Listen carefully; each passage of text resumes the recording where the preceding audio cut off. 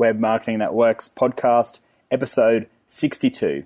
And on today's solo show, we are looking at how often should I send emails?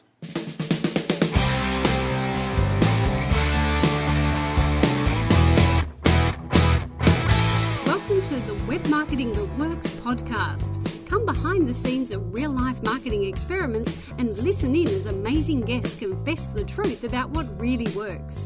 Now, here are your hosts, Adam Franklin and Toby Jenkins. My name is Adam Franklin, and you are listening to the Web Marketing That Works podcast. Thanks so much for joining me today. This is the show for people who love marketing on the web. And today is actually going to be a solo show. I haven't done one for a while, and it's high time that I did because they're actually some of the more popular episodes of this show. So before we begin, I just want to let you know that this podcast is brought to you by our book, which is also called Web Marketing That Works, and it's brought to you specifically by the 33 free marketing templates that come with it.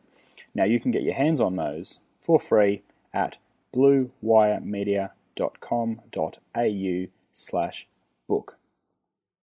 Okay, so the question that I'm going to answer today is how often should I send email? And I should actually give some acknowledgement to my friend Dan Norris from WP Curve, who in his Content Machine Facebook group has laid out the challenge to follow Marcus Sheridan's lead. Now, if you don't know Marcus Sheridan, he is known as the Sales Lion, and he became famous in the online world with his fiberglass pool company. And he was very nearly bankrupt, but then he really embraced inbound marketing and web marketing. And specifically what he did was he went about and answered virtually every single question that he was ever asked, and he answered it on his blog. So that was the challenge laid out by Dan Norris, to follow a similar approach and to actually think of all the questions that you're asked regularly and answer them on your blog.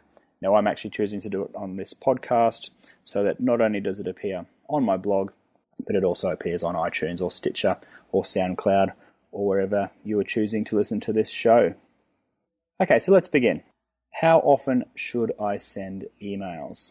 Well, look, I guess there's 3 points I'd like to make today. And the first is that it's very easy to fall into the trap of thinking that you're emailing too often. Because yes, we all get bombarded with email, and there's always emails in our inbox that we don't necessarily want. And there are always people guilty of sending too frequently themselves. Now, the reason why I want to address this at the start is because you've got to remember that you should always be adding value. And you'll find when you do see those people that email you too often, they're often not valuable emails, they're not helpful, and you resent them because they're clogging up your inbox.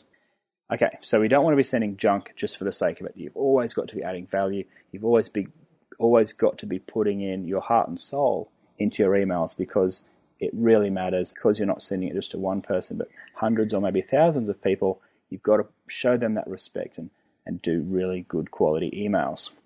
Okay, so we're not going to be sending non-valuable emails. So why should we be emailing more frequently? When I first started email marketing, which is probably, close to 10 years ago now, when I started the Blue Wire News, we were only emailing monthly, and sometimes even less frequently than that, because as a startup business, sometimes you can go off the rails a bit. There's fires to put out, and there's bigger fish to fry than worrying about your weekly newsletter. So there were times when it was less frequent, but we did pretty much settle into the rhythm of every month. Now that was, looking back, that was too infrequent.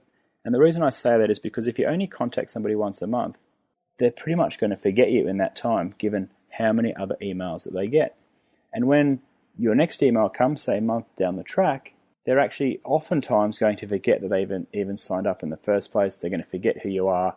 They're going to think you're a stranger and therefore unsubscribe. And that's a bad thing. But if you actually increase the frequency, and I recommend to clients that they aim for fortnightly, and if they're really confident, aim for weekly as a starting point, because that way you can build that rhythm and you can build that communication schedule with the people who subscribe to your content. And you've got to remember, they've subscribed to you. They do want to hear from you. they're giving you a chance to deliver value. And if you don't write to them and they don't hear from you, then one, they're going to think you've got no more value to add, and two, they're going to lose contact with you and probably unsubscribe. So let's have a look at why you should be doing it fortnightly or weekly.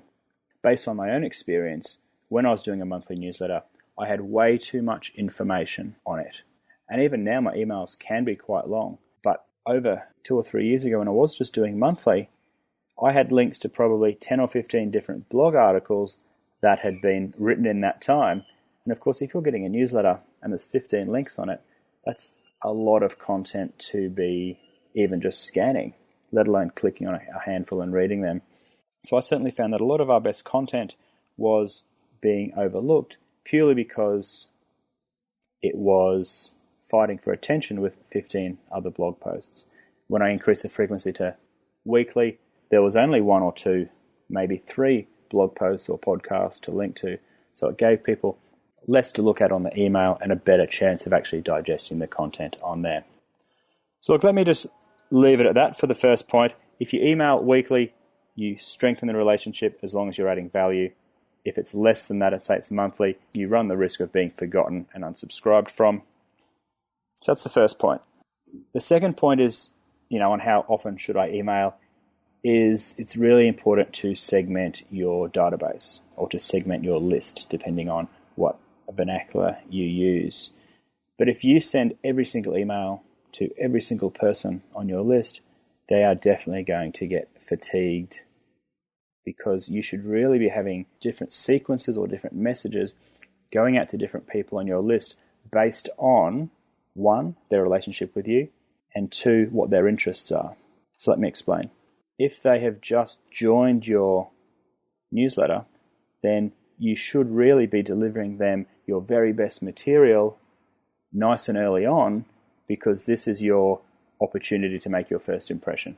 If you've got really good quality ebooks or content, blog posts, podcasts, reports, send this information to your new subscribers early on so that they can really get a feel for what you're about and can see your best material. And the way to do that is through an autoresponder sequence or series.